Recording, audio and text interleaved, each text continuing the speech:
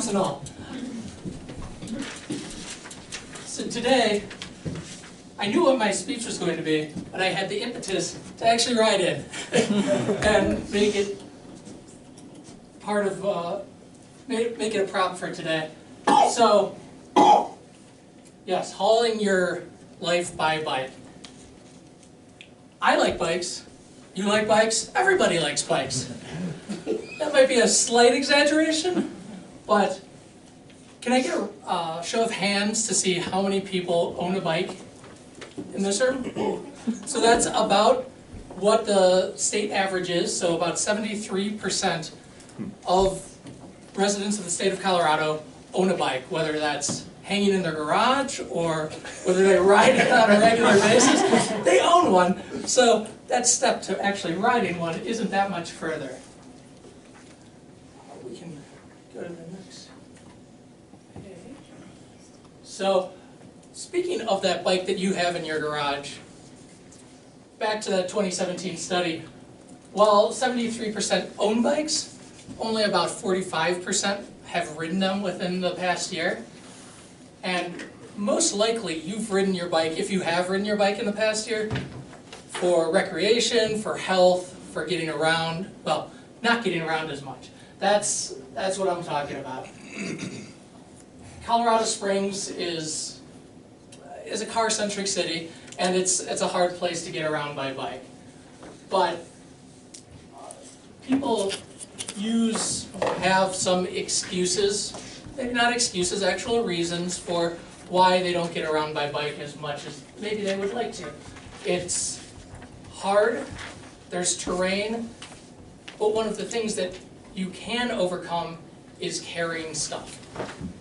That's one of the reasons that a lot of people use. So your bike that you have in your garage can be retrofitted with a rack and panniers like what I have on my bike or what's shown here. That can be fit on almost any bike and allows the weight to be carried on the frame of the bicycle versus on your back.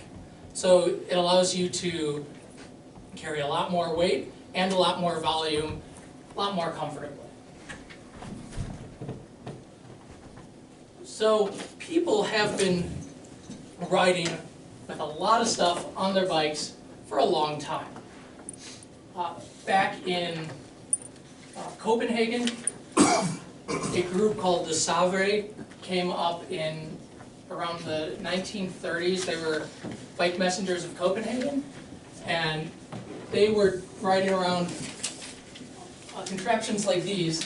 That's actually two people driving the same bicycle and able to haul a lot of cargo.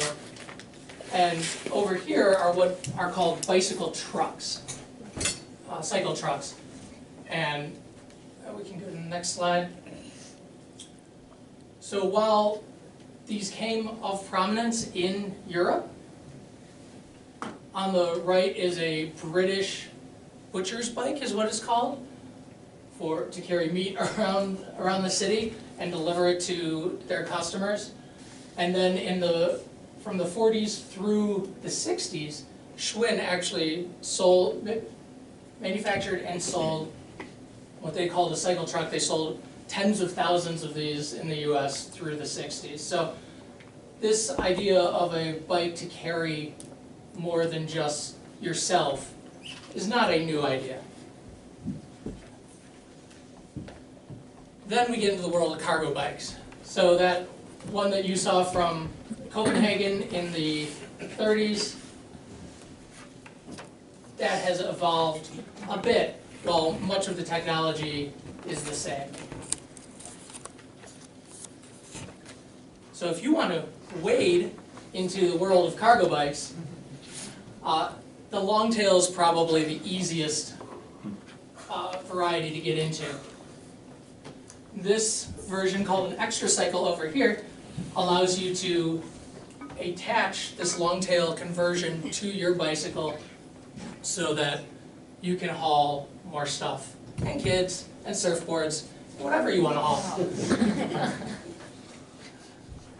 Next one. Now, if you want to carry some bigger loads, you might need a bit more. So this is a trailer and a cargo bike. We go to the next slide. But the adaptation of what was shown in that first history slide of the Copenhagen cargo bike is what's called a bike-a-feet, or that translates to a box bike. So it has a box in the front of the bicycle, so you're carrying your load low, doesn't affect your center of gravity, and you can carry a lot. You can carry people, you can carry stuff, and go to the next slide here. Or I can carry my kid. So this is kind of how I got into the cargo bike realm, is I wanted a way to get my kid to school without having to drive my car.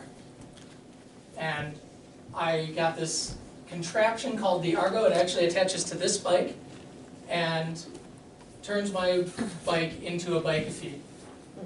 And as you can see there, my son loves it. That's Quinn. We ride about 7 miles to daycare when it's a little bit warmer. And it's a way that I can get my my juices flowing in the morning and get him to school at the same time. Next slide. So this thing about getting families around by bike isn't something that I developed. It's kind of a trend that's moving forward, especially in the larger cities.